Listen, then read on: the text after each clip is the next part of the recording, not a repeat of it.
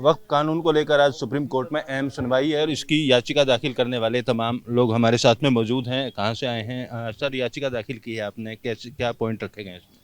जी, हमारी याचिका जमात रज़ाए Mustafa Bareilly centre of सूफिज़्म से दाखिल है और हमारी आज मांग ये है, इमीडिएट आज हमारा मैटर लिस्टेड है और आज हमारी मांग ये है कि वो आज स्टे किया जाए इमीडिएट इफेक्ट से।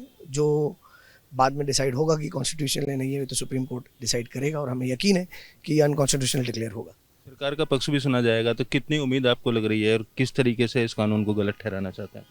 देखिए, दोनों पक्ष सुने जाएं, लेकिन जो हमारी मांग है वो ये है कि जो इसके अमेंडमेंट्स लाए गए ये मुसलमानों के मूल्य अधिकारों से टकराता है।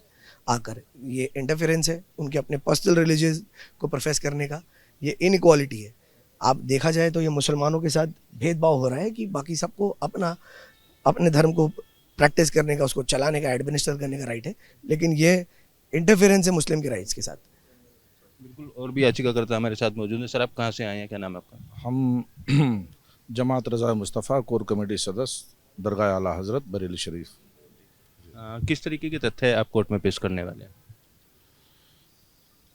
हमारा अपना मानना यह है कि वक्फ तरमीमी कानून हमारे संवैधानिक हुकूक का उल्लंघन है।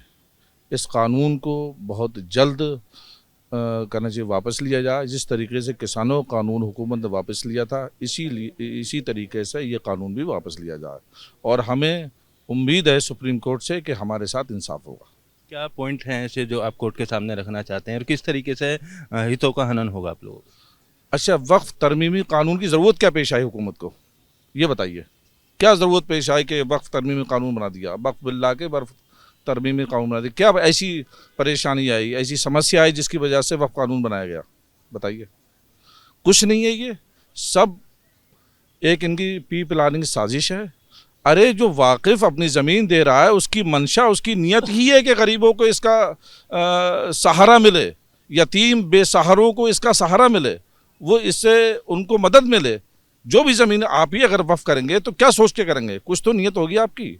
सिर्फ मुसलमान जो ज़मीन वक्फ करता है वो अपने परवरदिगार रब्बुल इज़्ज़त को खुश करने के लिए ज़मीन वक्फ अल्लाह करता है और उस ज़मीन की आमद से गरीबों का भला हो, मदारिस चलें, यतीम खाने चलें, गरीबों का भला हो।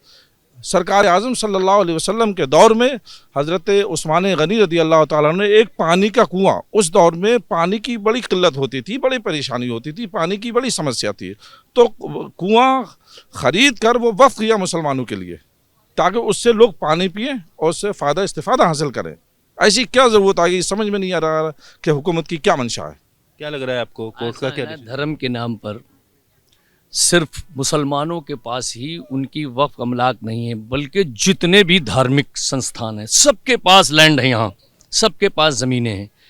तो जब सबके पास लैंड, सबके पास ज़मीनें, तो जब सारे समुदाय के लोग अपने अपने धार्मिक स्थानों पर आज़ादाना तौर पर धार्मिक कार्यक्रम करने के स्वतंत्र हैं, तो आखिर ये गवर्नमेंट वक्फ अमलाक में ही क्यों बिल ला के संशोधन करना चाहती है? दूसरी और प्रॉपर्टी पर इनकी क्यों नहीं निगाह है? तो इसकी इनकी नीयत बिल्कुल ठीक नहीं है। ये मुसलमानों की एक बड़ी ताकत है और वक्फ अमलाक से बड़ा एक फ़ायदा है। उसको खुर्द बुर्द करने के लिए, उसको बिल्कुल तार तार करने के लिए, सिस्टम को बिगाड़ने के लिए एक मंसूबा है। कानून में क्या क्या पॉइंट आपको ऐसे लग रहे हैं जो नुकसान पहुंचाएंगे, आपके हितों का हनन करेंगे? नुकसान जिससे मान लीजिए क्या कुछ ऐसे पॉइंट हैं, अब डीएम को पावर्स दी गई थी, या फिर संस्थाएं जो हैं वो, जैसे हमारे यहाँ मसलकी तौर पर अलग अलग मसलक के सेक्टर के लोग हैं, तो जिस सेक्टर की जो संस्था होती है वो उसकी अपनी संस्था रहती है। अब इन्होंने कहा कि बोहरा भी रहेगा, वो भी रहेगा। मान लीजिए संस्था है बरेलवी मसलक की, उसमें बोहरा जो हमारे नज़रियात और ख़यालात से मुताबिक नहीं, वो कैसे आ जाएगा? ये जो तमाम चीज़ें इसमें दाखिल की गई हैं, इन सब चीज़ों पर हम लोगों को वो है कि जिसकी संस्था है उसी में आस्था रखने वालों का संचालन उसी पर रहना चाहिए। आप कैसे गैर मुस्लिम उसमें शामिल ना हो? गैर मुस्लिम आप बताइए, ये भी किसी तरह से हित नहीं है भाई। ये संस्था मुस्लिम है, धार्मिक है, तो नॉन मुस्लिम जो उसके तमाम उससे जानते ही नहीं रीति रिवाज तौर तरीके से, तो उसका उसमें रहने का मतलब क्या है? ऐसी ज़मीनें जिन ज़मीनों का कोई पेपर नहीं है वो भी वक्फ के पास है, उन ज़मीनों के लिए क्या करें? अब ये गवर्नमेंट अपना करे, जिनकी ज़मीनें नहीं है, जो वक्त नहीं की गई हैं, तो गवर्नमेंट किस तरह की हैं उनको नोटिस देके उनको मौका देना चाहिए कि कानूनी तौर पर वो लोग अपना परसू करें, कोर्ट आए, सरकार के पास जाएं और सरकार को जो लगे सही वो करें, उसमें हमें कोई आपत्ति नहीं है। फिलहाल आप स्टे चाहते हैं या इस कानून को रोकना? इसलिए हम तो कहते हैं परमानेंट मानचूर ने उच्च न्यायालय ऐसा कुछ काम करें कि जिससे परमानेंट स्टे हो जाए, नहीं तो ये है कि स्टे होके ये चीज़ पेंडिंग में चली जाए और फिर सब पूरे देश में एक माहौल बना के लोगों से चर्चा करके फिर इस जो भी सही हो माइनॉरिटी के हक़ में वो कानून तय किया जाए। क्या लगता है आपको किस तरीके की कोर्ट के सामने दलील रखी जाएंगी, कितना आपको लगता है आपके पक्ष में चीज़ें आएंगी? इंशाल्लाह हमें उम्मीद है सुप्रीम कोर्ट से इंसाफ मिलेगा। जी जी।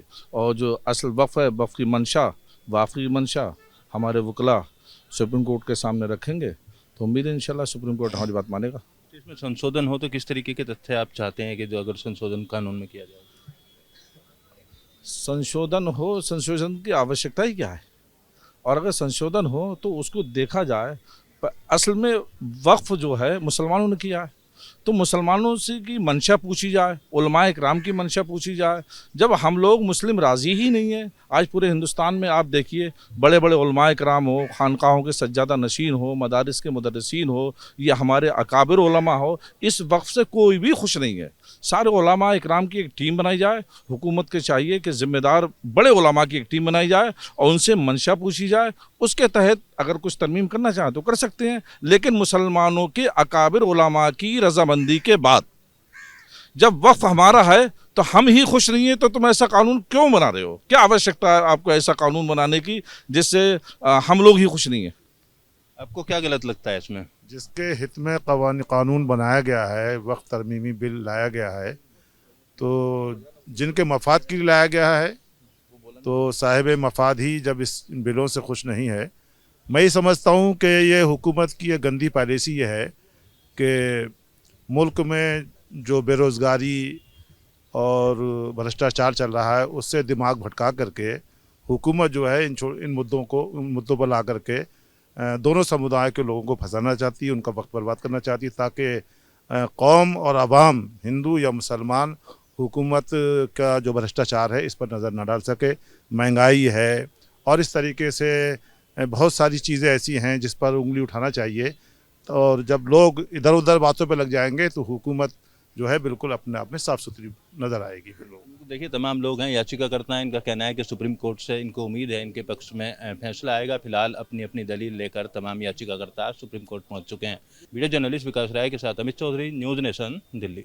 न्यूज नेशन अब व्हाट्सएप पर खबरों की ताजा अपडेट के लिए न्यूज नेशन के इस QR कोड को स्कैन करें